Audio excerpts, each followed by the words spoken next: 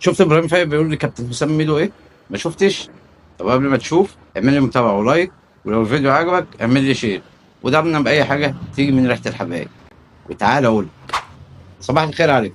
ابراهيم فايق ده كابتن حسام ميدو بيزيد في الحلقه بتاعت سيد عبد الحفيظ وعفيفي، بالتحديد لما سيد عبد الحفيظ قال له ايوه انا جامد، واللي تقريبا كده كابتن حسام ميدو اصلا ما شافش الحلقه، وزيه زي جماهير نادي الزمالك في حتت مقصقصه من الفيديو الاساسي للحلقه، وما فهمش الحوار كان ماشي ازاي. فبالتالي ابراهيم فايق لما لقاه بيزيد كده استدعاه ان هو يدخل مناظره مع سيد عبد الحفيظ في الحلقه عنه. نسمع كده ونشوف كابتن حسام ميدو قال ايه، ونرجع تاني. بس بتقول انت جامد على مين؟ ماشي يا عم، انت جامد على مين؟ على مين؟ على ناس فلوسها بتدفع لها بعد سنتين ثلاثه ولا سنه من نهايه الموسم؟ على ناس كل سنتين ثلاثه تروح ضارب لهم مجلس اداره وممشيهم ومعين لهم لجنه معينه، وبعد كده مجلس منتخب، بعد كده قضيه بتشيل المجلس المنتخب. الكلام اللي بقوله لكم ده بقى له 25 30 سنه. يلا، كان نفسي ابقى قاعد القعده دي، في حاجات كده بتعدي وبتقول يعني ازاي.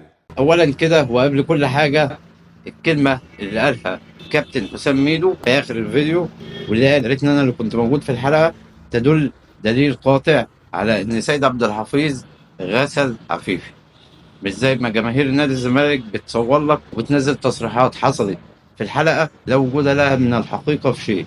تاني حاجه، الراجل دوت شكله اصلا ما اتفرجش على الحلقه زي ما قلنا قلت، واتفرج على قصاصات من الحلقه وبان عليها وجهه نظر. اولا وقبل كل حاجه، كابتن سيد عبد الحفيظ ما قالش الكلمه دي الا لما عفيفي من اول الحلقه مصمم الاهلي جامد والاهلي بياخد حق، عشان يوصل لك فكره المظلوميه اللي فيها نادي الزمالك. فهو عفيفي كان بيقول لسيد عبد الحفيظ انا حاسس ان انت اجمد مني، انا حاسس ان انت احسن مني، انا حاسس ان انت مش عارف ايه. فالكابتن سيد عبد الحفيظ رد دبلوماسي جدا، قال له انا ما اقدرش العب في احاسيسي.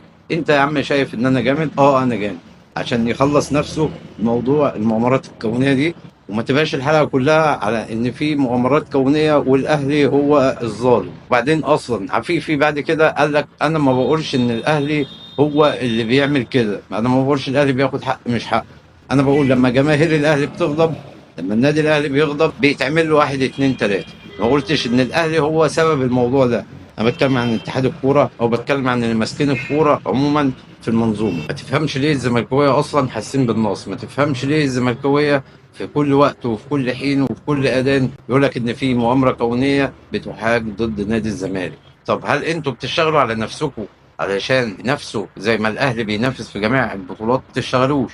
طب انتوا هل ابناء النادي نفسه بيتمنوا الخير لبعض؟ ما شفناش. طب هو مش انتوا اللي كنتوا بتقولوا ان في شلل معموله في الفريق؟ ما الحاجات ديت هي اللي بتنزل النادي. ليه انت تطلع بقى تقول انا حاسس وانا مش عارف شايف ان ده اعلى مني؟ انت فرق ما بين واحد ماشي بالهمبكه وواحد ماشي عنده رولز ماشي عليها. يجي ايا كان ما هيمسك هيمشي على الخطوات ديت، مش هيتخطى الخطوات دي، ودوت اللي منجح النادي الاهلي.